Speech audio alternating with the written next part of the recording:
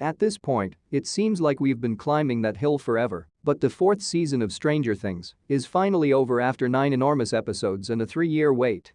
What, however, occurred in Book 2? How will this prepare the audience for Stranger Things' final season? And most importantly, who blew it at the conclusion of Season 4? Grab some egos and some tissues as we discuss how Hawkins' situation has evolved as a result of Volume 2.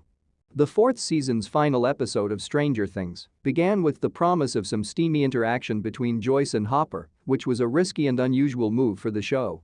Unfortunately, a phone call that suggested things aren't looking well back in Hawkins right now cut that short. Given that we've been following the kids throughout, it's a rather worthless reveal, and all it really accomplishes is to emphasize how useless the Russian storyline has generally been. And as a result, from this point forward, there won't be many references to Hopper's journey. The group is prepared to execute their plan, but Eleven is worried that without her assistance, everyone would perish. Fortunately, a chance billboard serves as a reminder that she is capable of sending her thoughts directly into Vecna's head from a distance in order to shield Max from her grasp. Bring on the charming pineapple pizza antics and the touching conversations between Will and Jonathan and Steve and Nancy.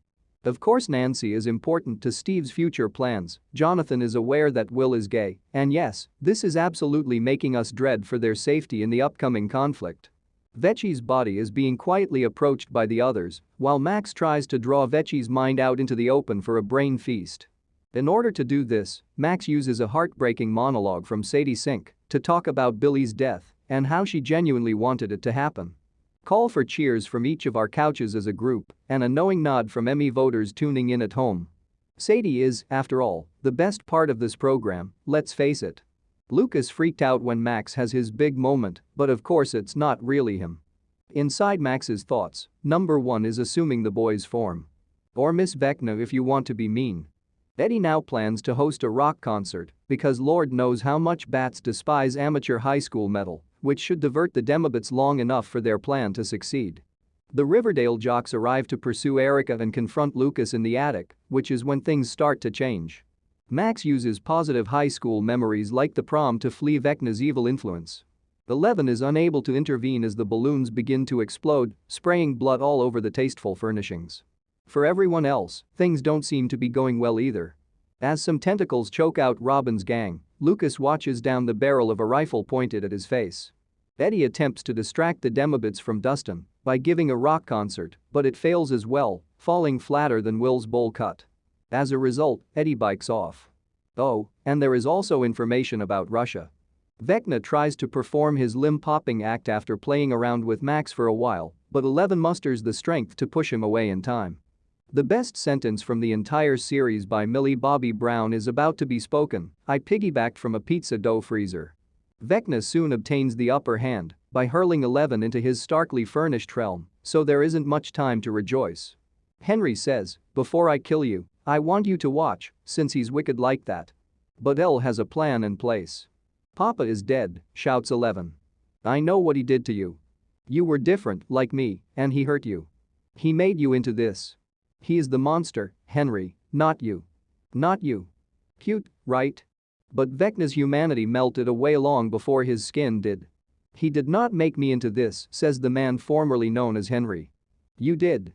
And with that, Vecna explains how Eleven banishing him to the Upside Down actually worked out pretty well for him. "I became an explorer of a realm unspoiled by mankind. I saw so many things. Then, one day, I found the most extraordinary thing of all. Something that would change everything. I saw a means to realize my potential, to transcend my human form, to be the predator I was always born to be." Vecna actually orchestrated all of the prior monster assaults in Hawkins, and if he is to be believed, Eleven is solely to blame. Which it is, but only if you don't pay attention to Dr. Brennan's constant abuse and deception. Even after what he did, we wouldn't wish death onto anyone, but he did have it coming, right? 11, it's over now. Your pals have perished, Vicki says. And from here, it certainly seems that way. Eddie is virtually a live smorgasbord for the Demobits at this point. Lucas is just a walking bruise, and Nancy, Steve, Robin are still being suffocated to death. And yes, there's some more Russia stuff. Max's limbs are bent into pretzel shapes by Vecna, but thanks to Will persuading Mike to support 11, our tiny superhero is able to free herself and push Henry away. Let's all pause for a moment to express our gratitude to Will for doing this because, as we should all be aware by this point, gays just know how to do stuff. You and your friends believe you have won, but this is only the beginning, warns Vecna. The beginning of the end. You have already lost. Now, that's pretty ballsy given that the gang are about to destroy him to the tune of Kate Bush running up that sweet, sweet hill. With that, 11 holds Vecna's mind in place as Steve and Robin throw Molotov cocktails at his physical form. But Henry isn't down for the count just yet, so our one true queen, Nancy, steps forward with a shotgun and blasts him through the window. Did anyone else think of Titanic when Vecna bounced off the side of that house on his way down? It's not over yet though. In a classic homage to the original Halloween, the kids then look down at the lawn to see that Ms. Vecna has disappeared. Meanwhile, Dustin reaches Eddie in his dying moments. Yep, the Demobits might not have finished Steve off, but Eddie's a goner. But wait. There's more. Because things aren't looking too good for Max either. As Lucas screams for a doctor, our fave goes blind. However, the clock chimes 4 times, indicating Max has passed away. Even if Vecna is away hiding, his plan still succeeds since this last slaughter seals the last gap between these two universes. Then, a barrier is breached, allowing tentacles to rip that irritating jock apart between his 4th and 5th abs. The tear is still spreading throughout the entire community, devastatingly tearing Hawkins apart from the ground up. But just now, 11 is entirely fixated on Max. She adds, "You're not going," and then recollections of their conversations resurface in her thoughts. Fade into darkness. The pizza crew ultimately returns to Hawkins 2 days later. According to the news, the death toll from an earthquake that registered a 7.4 on the Richter scale is currently at 22, while hundreds are hospitalized and many more people are still missing. But that wasn't an earthquake. Commence touching reunions, although Nancy isn't exactly thrilled to see Jonathan because she still has feelings for shirtless Steve. The group then makes their way to the nearby hospital, where Max is still alive. She died, explains Lucas. I mean, clinically. But then she came back. Doctors don't know how. They say it's a miracle. But we sure know how. So it looks like 11 is now powerful enough to bring people back to life, although the coma Max is still in can't exactly be called living. Robin, Steve, and Nancy later head on down to make donations for those in need following the disaster. And that's where Robin bumps into Vicki, her crush, who just so happens to be no longer with her boyfriend. Not even all that sapphic energy can lift the mood for long though, because Dustin then encounters Eddie's uncle putting up posters to find the little rocker. Cue all the tears, both from them and from us. Especially when Dustin points out that Eddie fought and died to protect a town that hates him. He isn't just innocent, Mr. Munson. He's a hero. As if that wasn't painful enough, the finale continues to bludgeon us emotionally with Nancy's impending breakup, followed by Will's warning about Vecna. Yep, 11's old roommate is still knocking about somewhere in Hawkins. I can feel him and he's hurt, says Will. He's hurting, but he's still alive.